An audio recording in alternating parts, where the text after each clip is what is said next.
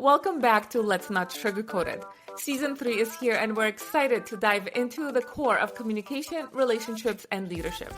We're your hosts, Bella and Lee, a husband and wife duo with a successful business helping couples and organizations get it together to play a bigger game and elevate their relationships and performance.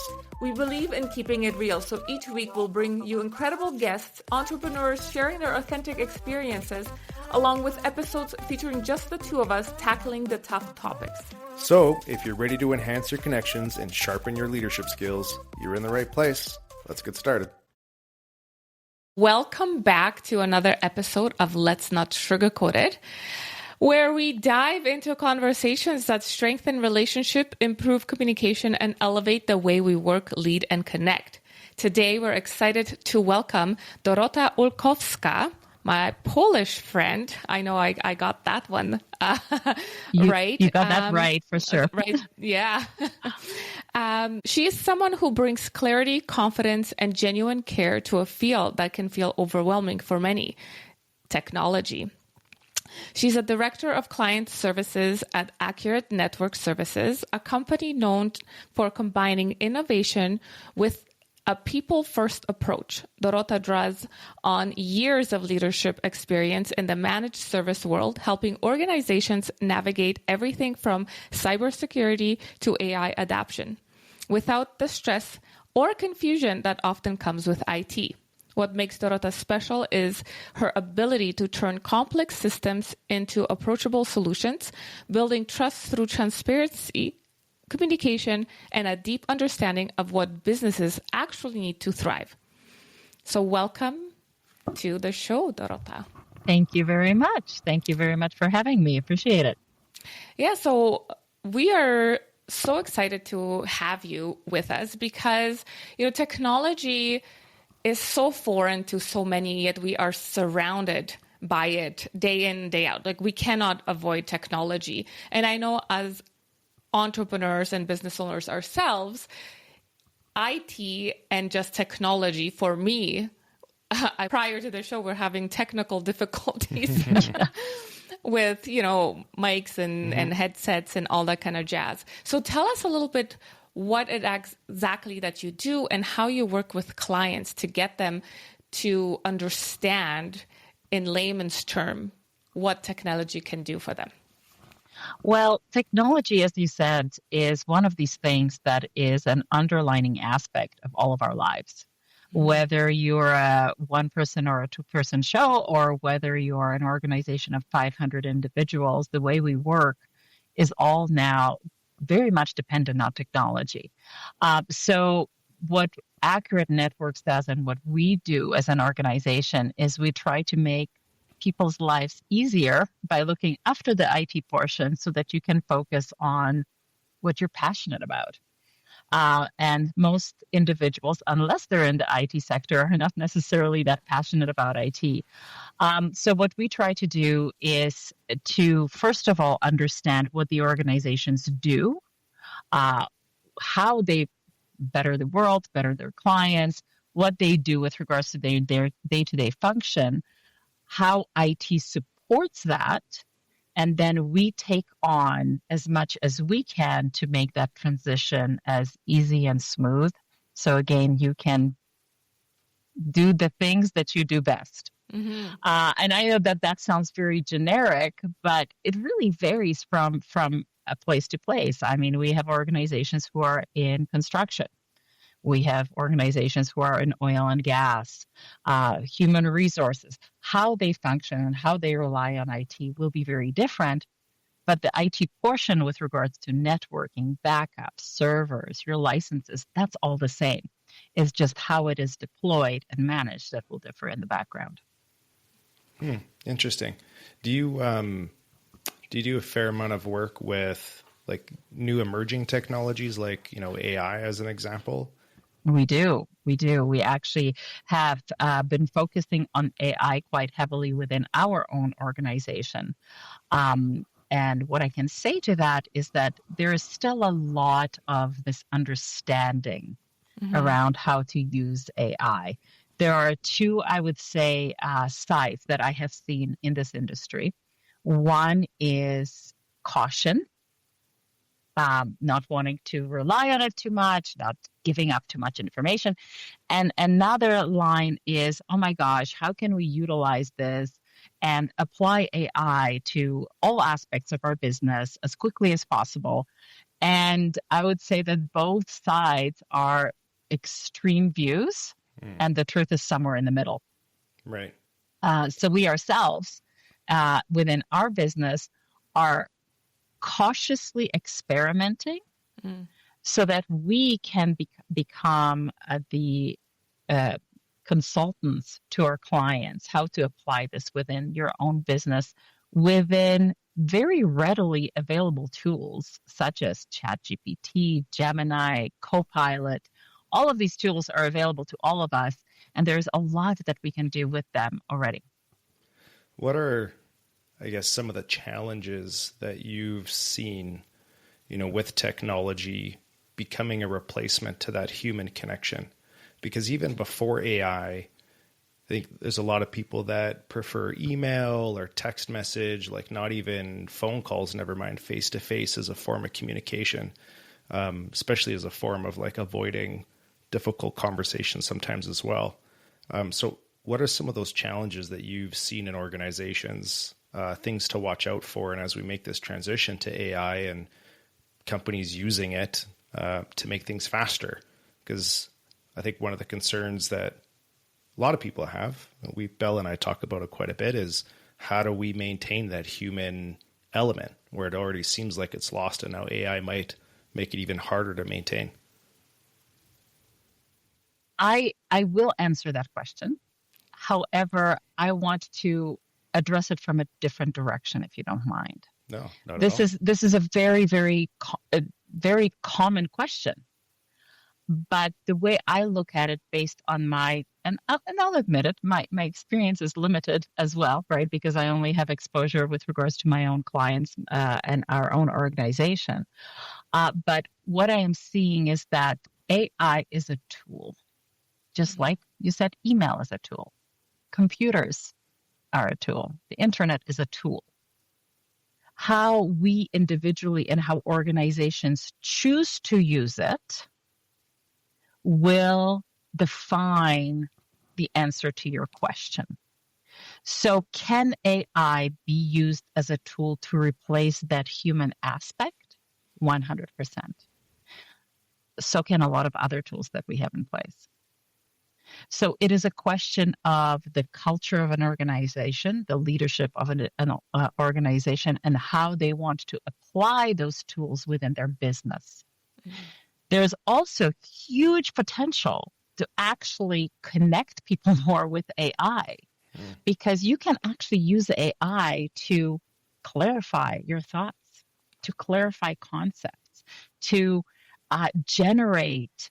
If you have a concept of an idea, AI can help you actually put thoughts and words around it and a plan around it, so that then you can apply it within your team. We are looking at it as an employee. Mm-hmm. We are looking at it as a coach, an employee, somebody that can feed us more information to make us individually more efficient, and to be able to communicate with each other more effectively. Can an organization take that tool and replace that human connection completely? 100%. But again, AI is a tool. It's not a threat to the human connection. Humanity is the threat to human connection and how we choose to use it. Yeah, I would have to agree with that, because we do tend to live in a culture where everything is fast and now everything is being automated. Even your sales teams are automated. They're bots. You cannot get a live human on your first interaction with customer service. I have yet to call in, whether it's to TELUS, whether any store, you're interacting with a bot, and then once you can't solve the problem with the bot, that's when the human interface. So I feel like there's two aspects. Those day-to-day tasks that is a time saver for companies, for staff, but then you do still need that interaction. And a lot of people, I find, they don't want to interact with humans. Mm-hmm. I personally hate texting. If it's turning into a conversation where it's going to be faster for me just to pick up the phone and just have a normal conversation, I will do that.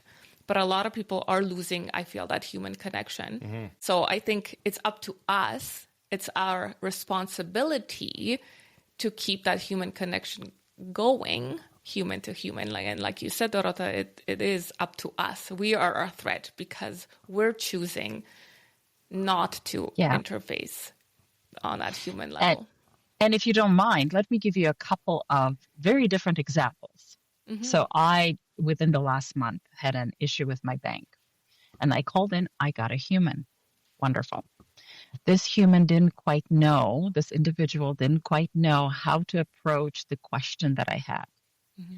And he kept putting me on hold. I was on hold for an hour with this individual coming back to me, asking some clarifying questions, going back. I was getting more and more frustrated. Finally, I asked to speak to the manager. The manager assisted me, but I was on the call for about an hour and 20 minutes. Mm-hmm. If a bot was used to clarify certain aspect of my issue and then to be directed to a human who could help me with that specific issue, everything could be resolved in a much quicker period of time. And I would still be speaking to a human being. And it would be a much better experience for the bank and for myself. Mm-hmm. The other example that I want to give you is the other end of the spectrum, in my opinion. Mm-hmm. I have quite a bit of experience with regards to managing people, but I had one situation where one of my employees is happy, but they are having some questions around how to proceed in their career. And, I needed kind of to talk it out, to figure out how to approach this situation so I could coach this individual in the best way possible. And I did something I never did before. I opened up ChatGPT, and ChatGPT has a voice option where you can talk to it as a human. Mm-hmm. And I literally guided ChatGPT, whom I called George, by the way. I said, hey, George, I just want to tell you about my situation. I want you to listen to me. I want you to give me a very objective feedback because I want to be able to coach my employee in the best way possible for my employee. Ask me some clarifying questions to get as much information as you need in order to guide me. Mm-hmm. And then I just literally vented, just as if I would to a girlfriend, just blah, right? Yeah. And George asked me a few questions back just to clarify, and then gave me incredible feedback as to what this employee might be going through, what they might need, and how to approach my conversation. It was incredibly helpful because the next day I met with an individual, and from that new understanding, I had that human connection for clarifying questions to get to the bottom of what that individual needed. Mm-hmm. It was really fantastic, and I couldn't have gotten that without hours and upon hours of research. Mm-hmm. And it saved me time, and it gave me awareness that I simply wouldn't have had otherwise. Mm-hmm.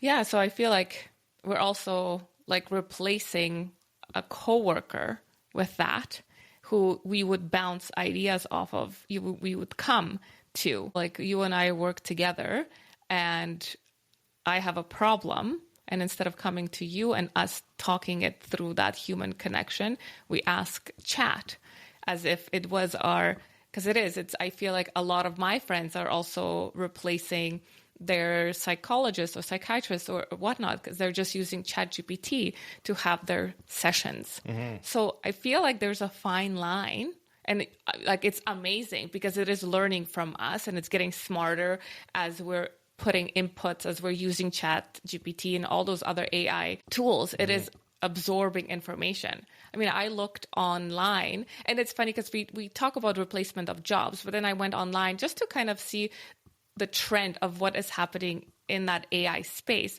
There are jobs now being created to be bilingual inputters of information for ChatGPT. So you can get hired if you have a master's or a degree in economics, mathematics, and program and answer questions for chat as it's learning. So there is your job loss, job creation, ease of time. It's not bias per se. It will look at, if you prompt it properly, to get you answers. I mean, we use chat. Yeah, I would say the bias exists in the prompt. Yes. Right? Yes. So again, it's the human element piece, right? Is that we have our own perspective of ourselves or the situation or the person. And in the case that you're using, Dorota, about, helping get some insight in how to coach, have this conversation with somebody, you have a bias about that person. Yeah. And that potentially could always come through in your own engineering of the prompt, right? Yeah. And I mean, But let me, sorry to interrupt, but let me push back a little bit. How does that differ from when you're speaking to a coworker or a girlfriend or a guy or a guy friend? It does. Well, it depends. It depends. It depends. Yeah. I would say that you're correct on how does it differ.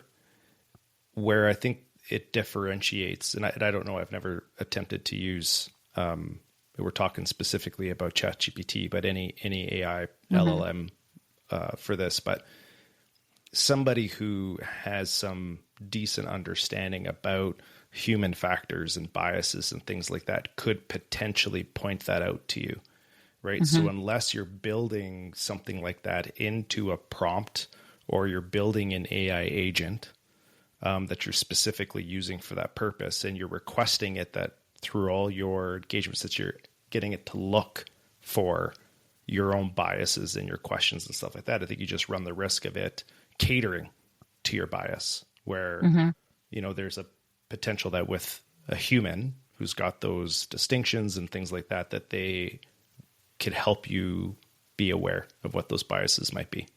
Yeah. Yeah. So I would, and again, keep in mind, I have not been living and breathing AI on a daily basis because this is just not what I do. I use it as I need it.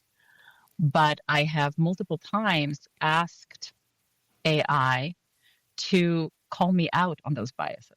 That's good. I have actually asked, look, I understand I have a bias. I have emotion around this. Ask me clarifying questions to eliminate the bias and give me an objective view based on what I'm describing to you. But then there are times when I say, I just want to vent. I need somebody to vent to and tell me I'm right. I need that too. And in the moment, my girlfriend is not available or my husband is not available, George is. So I think it is how we ask for that assistance, and it's our own self-awareness of what we're asking for. And I guess my question beforehand, how does that differ from a human, is we literally ask the same from a human being. I want you to be objective. I want you to truly call me out on things versus, listen, I just want to vent. I just need to get this off my chest. Let me go. So again, I can't state this enough. This is a tool. If we learn how to use it properly, it doesn't need to be a replacement for other human beings. It can be a tool that helps us connect further with others, but it is all up to each individual, because there will be people who don't want to have any human connection, and they will use this as a replacement. Yeah, definitely. And I do feel like you said, to just hammer in that this is a tool, and we need these types of tools because the demand on us in the workspace is quite different than what it was like for my parents' generation, the generations before. We have way more on our plates now than our parents did. One income could do all of it. You had a wife that stayed at home, took care of the kids, the husband went and worked, and you had a middle class kind of life. With technology, industrialization, and all that kind of stuff, I feel like we're coming up with all these things to better our lives, yet we're working harder And I think AI, it's going to take that harder piece out and put in smarter, to buy back our time so that we can enjoy life, so we can move and do the things that really light us up in our industry.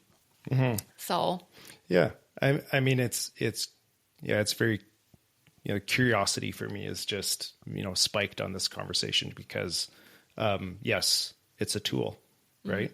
So is text messaging, all the other messaging apps, so is email, a lot less sophisticated tools, yet still humans have really over relied on those methods of communicating, right? Where a lot of in-person type of communication has become a lot less. And we hear about it from clients. Yeah. And so it's a tool. How do we, I think a lot of training around AI is about how to use it, around building in workflows, prompt engineering, all of that type of stuff. I don't know if there's much out there that's really like training humans on how to leverage AI as a tool that doesn't become like, it doesn't remove that human connection from the way that we communicate. Because I mean, even now, even if you're still writing an email, it's like, oh, chat, write me this email, chat, write me this text, chat, before I go into this, difficult conversation, help me say these things. Well, then all of a sudden, if you're out on the street and somebody comes up to you and starts having a conversation with you, it's like, oh, hold on a sec. Let me just run this through my AI app on my phone because I'm too anxious having a conversation. This is not my language. This is not how I speak on the. And you do run into those types of situations where the person isn't writing this. They're using the tool. At least put some effort, I say, to make it your own. I'm all for help me get the concepts in, help me organize it, but still you need to use the language you use on a daily day. I throw in my Ponglish all the time because I put things. I love that. Right? So it just is what it is. And if I had this eloquent, speech using words I never use on a podcast or on the reels or out in public, that it's not me talking. It might be you because you're like a chat GPT, your language and the use of sometimes I'm like, who are you talking to? Because what's this word? Language. Right. Yeah. But it is very important to put yourself into whatever work you're putting out there because people will know, right? 1,000%. People will know. I want to pose another question or thought into this. I used to, in a previous life, teach mindfulness to organizations, and I taught stress reduction, considering the world that we live in. And to your point, we're so busy, we're multitasking. How we work is just so different than even a generation ago. And I recall when I was doing training, I would talk about, thinking about our grandparents or even our parents, depending on how old we are, that somebody would go to an office, let's say, as they're driving to the office, they're maybe listening to the news on the radio. They don't know what's happening at work until they get to work. Yeah. Right? Then they're dealing with their meetings, talking on the telephone, typing things out. Then they're done work. They get in a car, they drive back, they go home, and it's done. Yeah. It's done. You're not continuously connected to it. So you had time to de-stress. You had time to focus on what really matters in your life, on the human connections. That is gone. That is completely gone for us. So now, is technology making that worse? I think we can all agree that it is because we can't get away from it. Yeah. But is AI the potential, and I'm not making a statement, I'm asking the question, is it the potential to bring back a little bit of that balance? Is AI going to be that assistant to the human way of thinking in all of our roles, or the majority of our roles, where we can put to the side for the time being some of our activity, or are we going to use that to make ourselves even busier? Yeah, I don't know. I feel like in the utopian world, we're going to say this is going to give us time back, but then we were going to become so much more productive. There's going to be more work put onto our plate because now we know that we have AI and we can run multiple bots and other things that are 10x, 100xing the tasks. So we are walking, I feel, a fine line between buying back our time and using this to push work-life balance or harmony. But I do feel like it has never really slowed down. When you look at history, the more technology, the more innovation, the faster the world moves. Yes. Right? Yeah. So I think it's going to come down to like intentionality. Yeah. Right? Because generally speaking, most of us are moving through our day-to-day in a socialized, reactive mind, right? Meaning our attention is constantly drawn to whatever's happening out in our environment. Very, very few of us are actually very good at setting intentions, saying yes to things that are aligned with those intentions, regardless of what's happening out in the environment, regardless how urgent things are, right? You know, something's not important and urgent, we'll give up on the stuff that's important but not urgent because, hey, this stuff is needs my attention over here. And so this is just me saying that there will be some people, I think a small percentage, that will dictate how the bigger percentage of people are going to respond to AI, because there's a fewer amount of people that are being very intentional about how to use it, how to apply it in their life, in their business, all of it. Everyone else is using it as yes, a tool, but I mean, not from an intention standpoint. It's still like from a reactive standpoint, right? And using it very conversationally instead of, you know, how do I use AI to actually free up my time? Like you're using the term buy back my time. Like, how can I use this to free up my time? People are going to wait too long. And before you know it, somebody else is going to tell them your time is freed up. Yeah. Go home. Don't come back. No. And it won't take us long. No. We're going to see in the next year or two, we're going to be seeing the effects of this. Yes. But that's why I think it's such a good thing to be talking about it. Right. Yeah.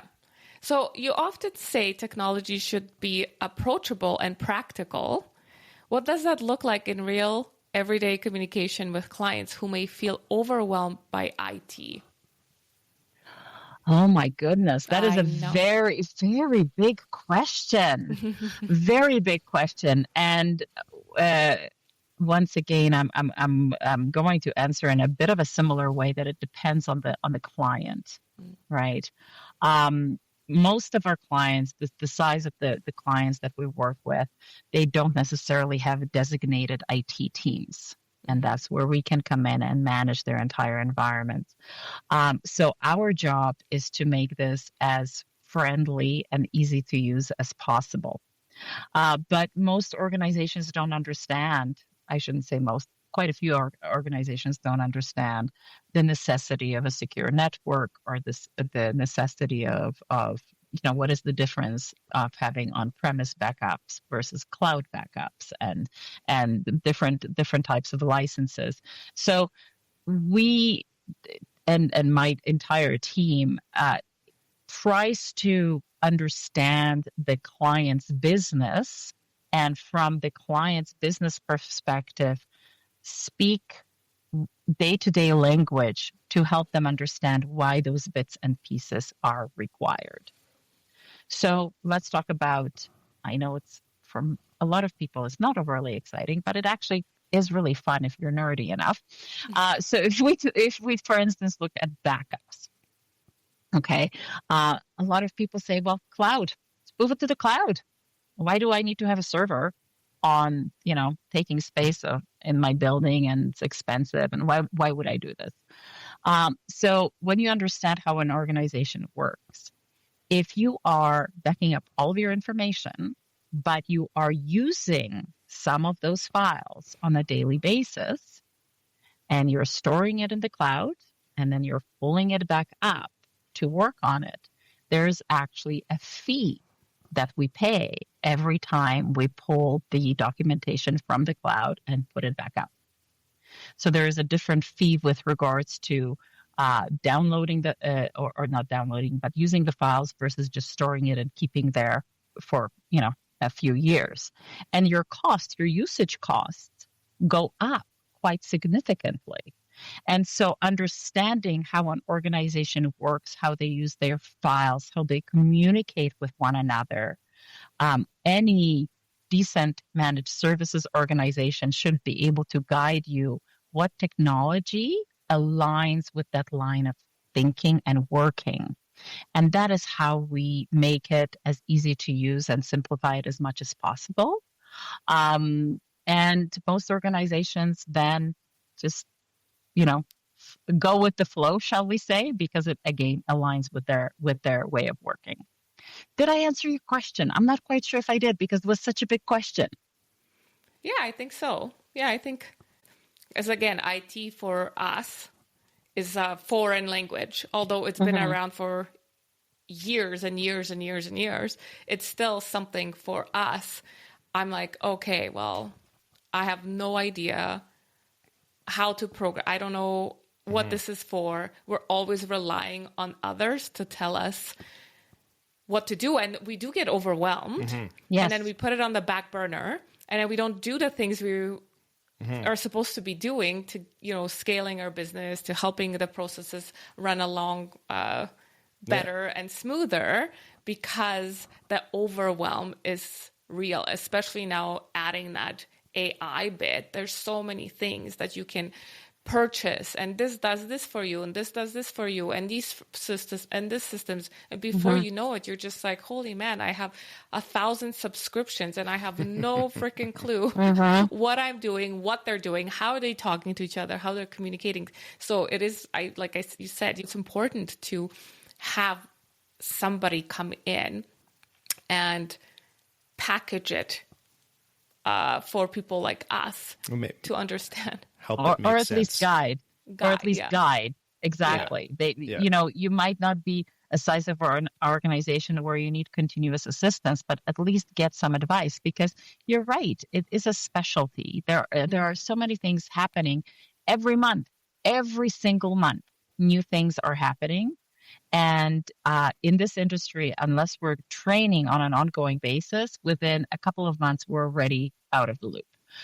So how can the average business owner keep up with that kind of information? So just like you would go to a lawyer for certain advice about the law, same with IT. Go to the experts to at least get some guidance.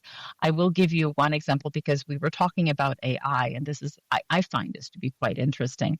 About a year ago, in our industry, we were talking about Copilot as AI from Microsoft, which is the only AI that really works with Word and Excel and PowerPoint and so forth. So it's very, very useful in a business environment.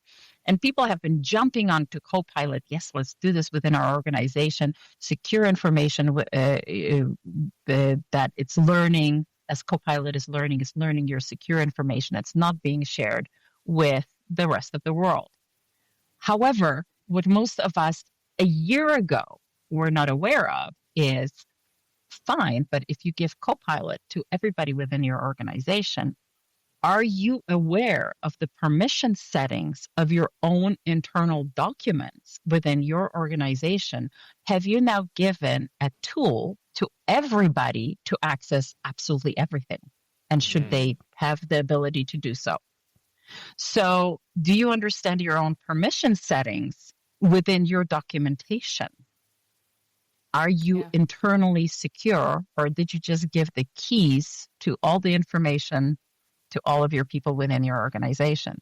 And we're all learning. Again, a year ago, this was not even talked about. Now it is talked about widely. So organizations like ours do assessments to review, are you ready for any form of AI? Or do you need to first look at your permission settings within your information that you have stored internally within SharePoint or any other format? So, but again, the average organization would not even think of that. Yeah. Until it's too late. Yeah. Until it's too late. Well, and I remember for myself when I first started thinking of like cloud, being able to store your documents and stuff like that, or photos, files, to me, it was always of like, oh, it's a safe place to store things, because if my computer crashes or goes missing or stolen, then I still have access to all my stuff. Yeah. Right. Where now with, you mentioned agentic AI, the speed of which cyber attacks and things can happen. Not that I'm overly concerned that anybody's going to pull a cyber attack on what we have in the cloud. Right. But I don't know. There's some photo. No, scary. But oh, really? But what, like, I guess, like when you're talking about from a cost perspective, what you should keep out in the cloud and maybe what you should keep local on a hard drive, is there an increased security risk now, for people that, keep us through Microsoft? I mean, you register for Microsoft, have access to all their stuff, you automatically get like a terabyte or two, whatever it is, for cloud storage. And it's like, oh, why do I even need to have all this hard drive space locally on my computer? I'll just use the cloud all the time. But is there an increased risk with how things are emerging in that AI space, that stuff on the cloud is maybe more at risk than if it was just stored locally on your computer? It depends, unfortunately, on the cloud. So, and there are so many AI tools coming, emerging right now. If you're focused on the biggies, there are security settings, and the security put into place is quite thorough, but it's never guaranteed. Let's not forget that the cloud is some kind of a huge space with a ton of servers and a lot of protocols put into place to secure all of that information. But it's never, ever guaranteed that it's going to be 100% secure. And we keep hearing in the industry that there are vulnerabilities here and there, right? So it's not going to be guaranteed that it's going to be completely safe. Is it safer than if you had it stored on your laptop in your house? Totally, right? Because you're not going to take as many security measures, physically or otherwise, that the cloud would. But the risk is unfortunately never eliminated. Okay. And oh my goodness, this is a whole different topic. We could spend an hour talking about, security. This is such a ginormous industry. It is worth billions of dollars worldwide, and it's not going away. And, the bad guys, shall we say, are always going to be ahead of the rest of the industry.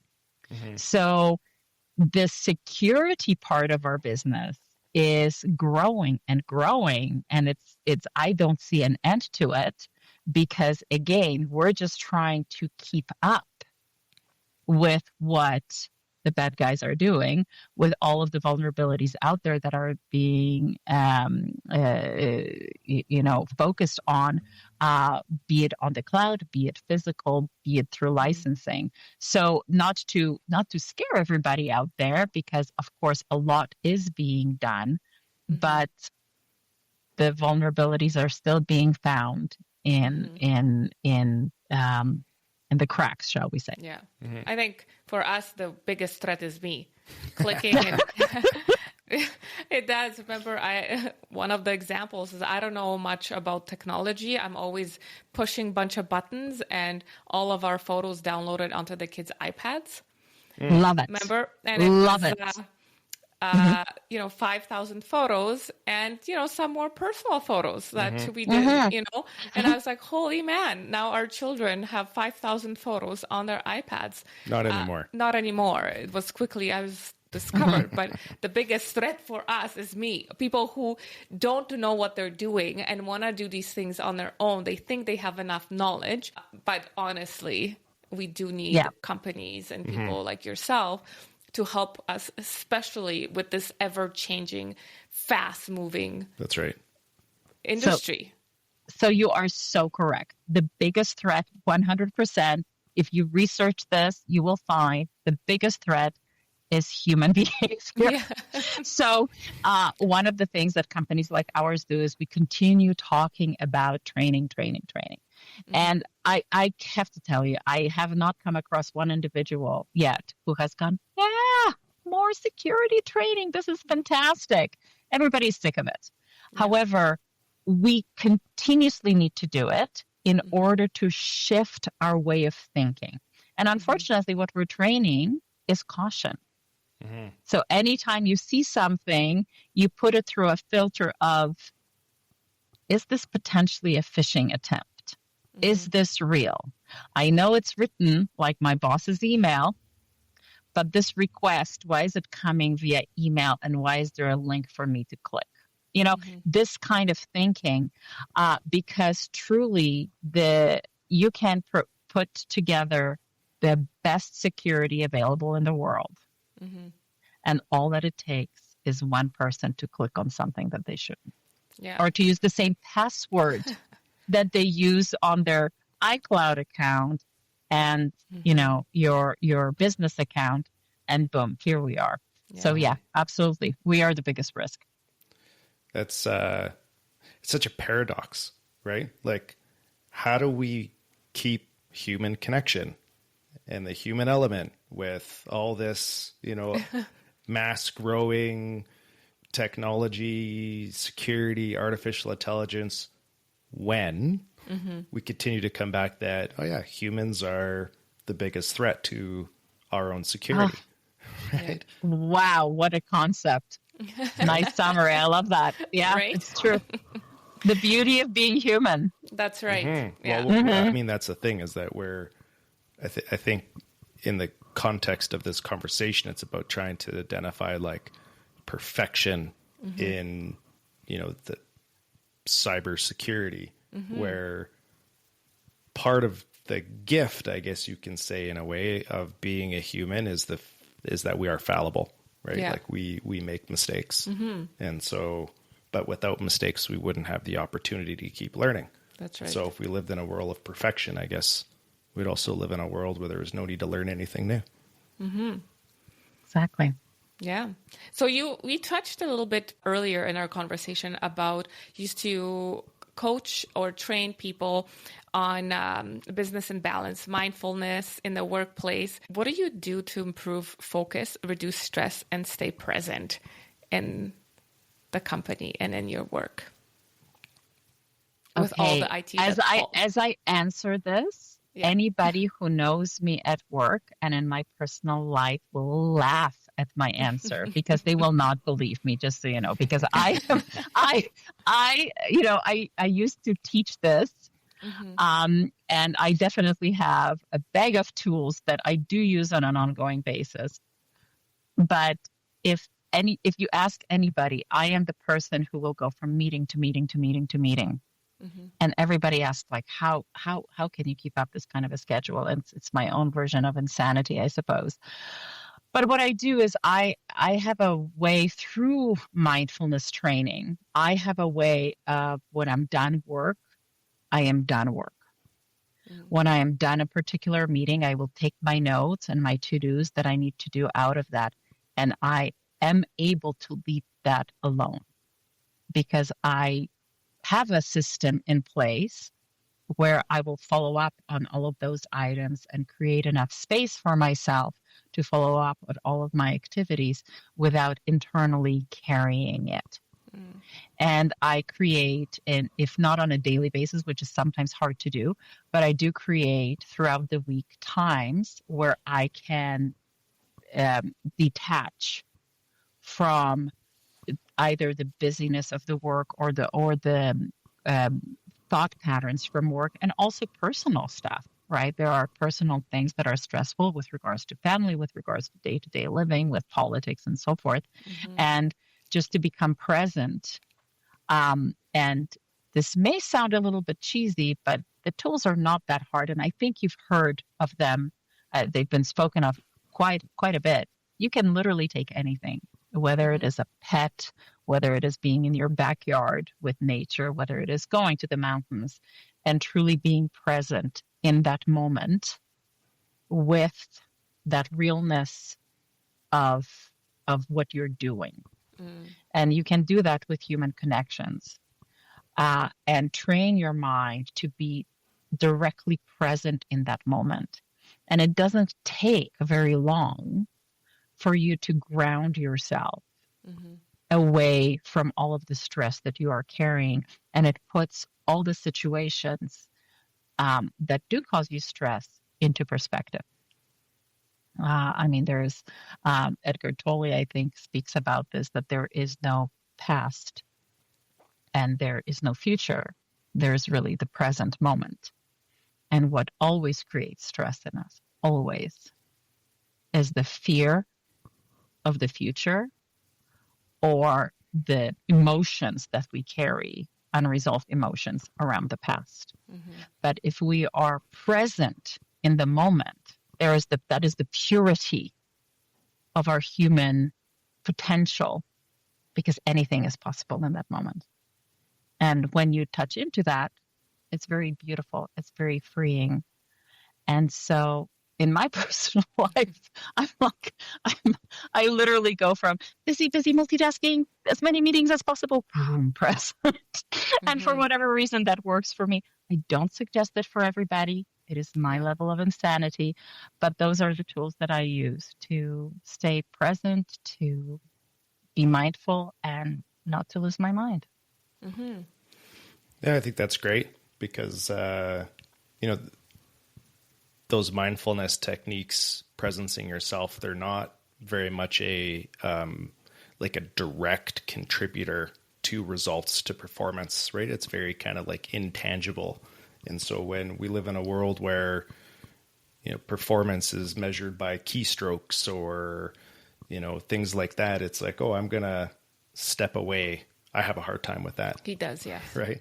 So I'm speaking from my own experiences to step away when I feel like I need to be performing even more because, we've got whatever it is on the go, right? More reports to put out, proposals, right? We're researching things. It's like to process that, walking away, connecting with your loved ones, connecting with nature, doing things that are almost like anti-productivity will actually increase your ability to get results and be productive. It's a hard thing. I think it also fosters creativity, right? Because we get 1,000%. stuck in a task sometimes, like that's your thing. It's like you get stuck and you're like, no, I need to get this done, and then you sit and nothing is coming. There's always something coming, but not necessarily the thing that you want, because the brake is being pressed a little bit harder at the same time as the gas during those times. Yeah. So having that awareness saying, hey, this is not going anywhere. It's like having in communication, when you're having those conversations and you feel yourselves on that loop, that hamster loop, and you're not going anywhere with it. That's when you need to recognize it's time for a pause and then walk away, get clarity, get grounded, and then come back with a fresh set of, whatever. So, yeah. I have, I love speaking in analogies, and if you don't mind me sharing one with you, you mentioned you have kids, right? Yeah. Okay. So whether you have kids or you don't have kids and you're listening to this, I'm sure you have seen this situation at some point in time where there's a small child crying and having a tantrum. And as an adult, what we typically do is we get to their eye level, right? And what do? We ask them to breathe. We ask them to take a few breaths so that they can speak, right? Because they're hyperventilating. So we need them to breathe. And once they do, we ask, what's wrong? What's going on? And then they have enough clarity to tell you what's wrong. And then we can talk about a solution. To a large degree, this is us. This is our psyche. When we get really busy, things are going. We're not breathing. We're going from one thing to another. And a situation might seem impossible. We might not even see something right in front of us. But when we force ourselves to I don't care where you go, sit in a bathroom stall, okay? And take 2 minutes and just take deep breaths and just be present with yourself. Just count your breathing. That's all you need to do. Emotionally, you settle into a different place. There is a calmness, and I guarantee you that there is some form of clarity. I'm not going to say you're going to have a solution, but there is going to be more of a clarity. So we are not that much more complicated than that toddler having a fit. But we don't give ourselves the space because we're too adult and too mature to walk away and breathe deeply for a few minutes in order to come back to ourselves. And we forget that. And we're surrounded by a lot of technology that even if we're, overwhelmed, stressed out with, something related to business, we have a tendency to, okay, I need to disconnect from this. But then you end up connecting with social media, right? And, or Netflix or whatever it is. And then you're not engaging in the work thing that's stressing you out, but you're not actually being present to what's going on, right? Yeah, you're inside escaping. of you. That's right. You're escaping. So I think that's a key distinction there, is that when we talk about presencing, it's not doing things that distract you from whatever it is you're feeling. Yeah. Going out, Bella's big on this, going out for a walk in nature or for a hike. Yes. And it does make a big difference. 100%. Yeah. If you ever see me taking my dog for a walk and I'm staring at a tree branch, that's what I'm doing. Yeah. Looking at an icicle or something. Yeah. I actually touched the tree the other day. We're walking with the kids, and one of my girls is like, "What are you doing, Mommy?" "I'm connecting with nature, child," I said. Yeah. Our stressful situation, I need to connect with something that's grounded and solid and calm, because I'm not. So. Yes. And same goes with human connection. And it doesn't have to be this, deep moments or anything like that. I recall, this is years ago, but I was in traffic and I was like stressing about something, and I was at the lights and a woman crossed the street, and for whatever reason, she looked at me and I smiled at her. And she paused. She literally paused and she smiled. And you could see on her face, she just needed a smile. Yeah. And her reaction completely changed my state of being. It was this really quick connection, but it was present. It was real.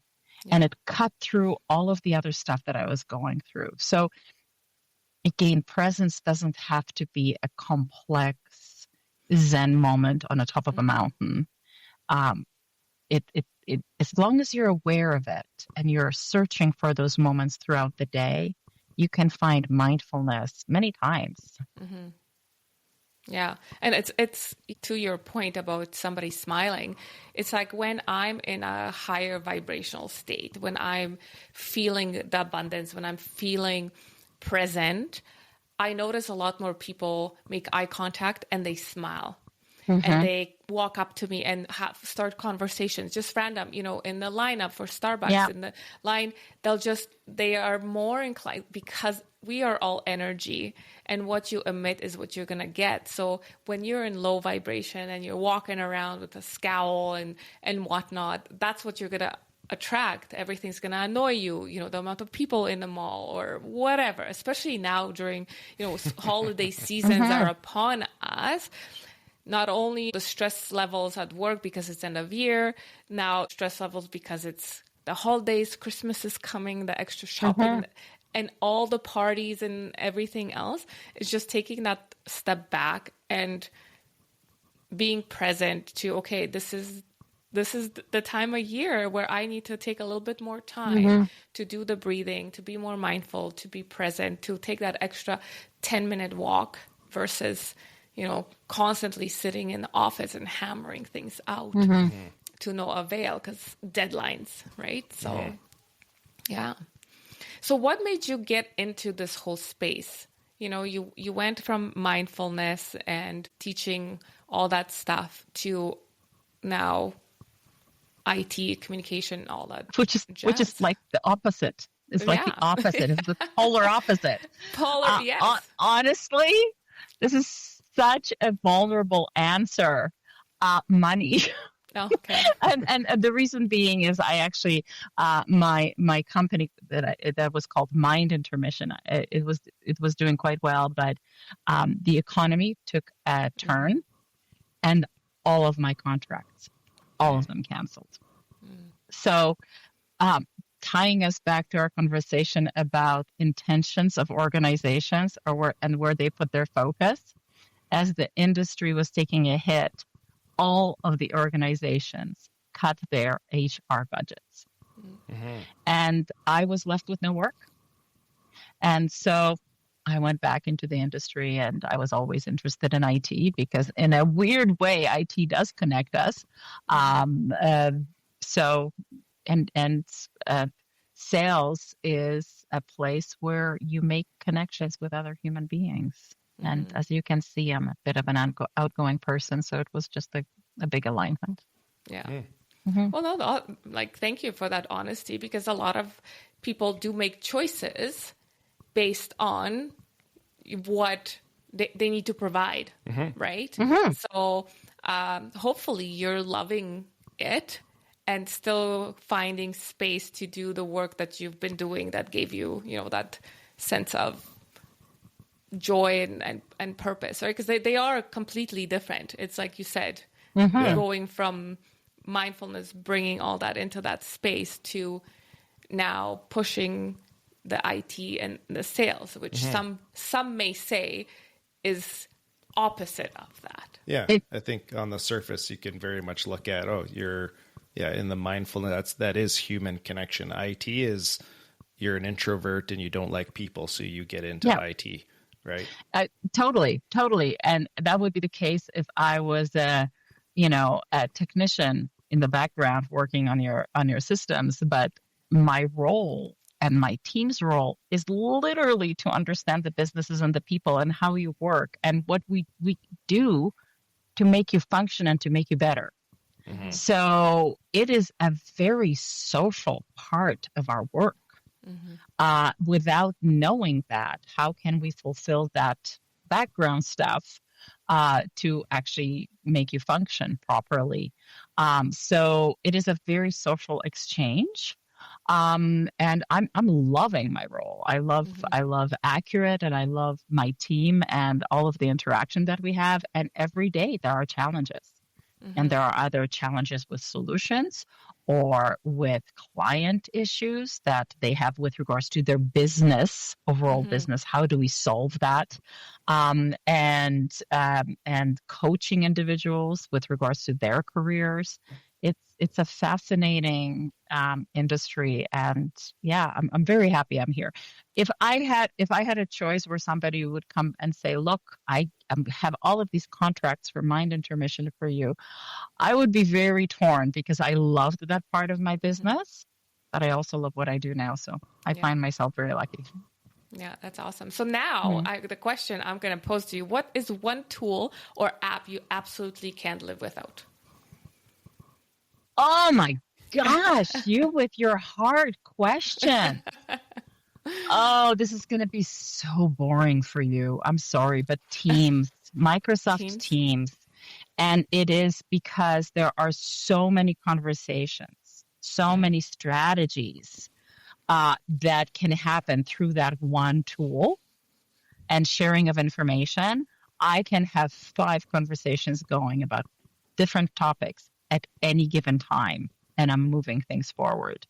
And if somebody needs me immediately, I can make adjustments to my day and be talking about present for them. So without Teams, life would be really, really different and more difficult. So as far as IT goes, Teams. Happy about Teams. Okay. Teams it is. Do you have one? For you, it would be Duolingo, I think. Yeah, that's my favorite app for languages. Buongiorno, mi amore. Italian's on the docket. That's why the Ponglish is getting worse, because now I'm mixing 4 languages instead of just the 2. But I do rely on, like right now for an app, this is your favorite way of saying, well, everybody thinks it's the fine. I cannot say cop cat. It's like, it's a tongue. Cup cat.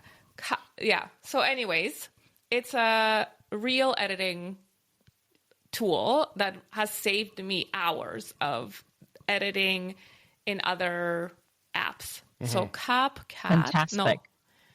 Yeah. You're never going to get it. It's like everybody makes fun of me because I can't say it. Yeah. She speaks perfectly, but then when she has to say the word cap cut, it's all like she could say cap and cut separately in different contexts, but together you're Polish. It's a no-go. Yeah.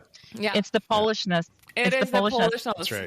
My kids, only about 3 years ago that I find out, my kids finally told me, Mom, it's not Disney, it's Disney. No. And I'm like, what? I'm like, no, you're messing with me. You're messing with me. I don't believe you. And they're like, Mom, no. And I found out through others I was saying it wrong this entire time. But you hear it differently. Yeah. Right? You totally hear it differently. No, I don't know. Yeah. It's the Polishness. Yeah. Well, it is totally. For me, it would be FaceTime. FaceTime. Yeah. Well, because we travel quite a bit, and there's some of that travel that I do on my own, away from my wife and children, and so that's how we stay connected when I'm away. And when I think about not having that ability, I mean, I remember when Skype first came out. Oh, we were able to video conference for the very first time, right? That was a game changer. But FaceTime. Yeah, it would be hard without that. It definitely would, you know. So that's how we stay connected with technology. That's the humanness that connects us within technology. Yeah. So I love that. Yeah. And then one last question. What is one tech myth you wish everyone would stop believing?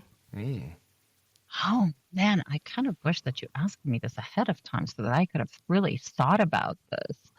The technology. Okay, I got it. This is a personal annoyance of mine. And it is that, again, not a lot, but there are enough of our clients who believe that they need to have certain security measures in place just to look like they're secure and to get security insurance. But it's never actually going to happen to them because it doesn't happen to small businesses. So especially executives are like, yeah, everybody else has to do this, but we're not going to do this. So we're not going to do the training. We're not going to put multi-factor authentication on because this isn't going to happen to us. It can be it's annoying. I'm too busy. This is not for us. And of course, executives are definitely the focal point for most phishing attempts. And I so wish that organizations and individuals, executives would get this, that this is not just a fad. It is literally a requirement in today's business. However, the other side of it, as far as a managed services provider, it keeps us very busy. Because the more vulnerabilities there are, the more work we have. So it's a bit of a catch-22. Yeah. No, I do. Those two-way authentication things are bloody annoying. But I know we need them. They're not annoying when they work well. They're annoying when they don't work well. Yeah. Like, it's like, I left my phone at home. And yet it's almost impossible for me to log into anything on my laptop without my phone sometimes, depending on. And then even being able to change your email, because like sometimes we change our emails to authenticate or our phone numbers, but you can't go back because now you forgot that you had this two-way authentication with this phone number. You change your phone number and now you can't authenticate it because it's going to the old number. You know? That's happened. That has happened. Yeah. Yes. So that's why I don't show eBay anymore because they refuse to change my phone number. So Amazon it is. Oh, that's funny. That's funny. So Okay, so where can people find you? Well, they can find me at accuratenetworks.ca. They can find me on LinkedIn under Dorota Ulkowska. And if you Google Dorota Ulkowska, I have quite the social presence because of Mind Intermission. So a lot of YouTube videos out there with regards to mindfulness training.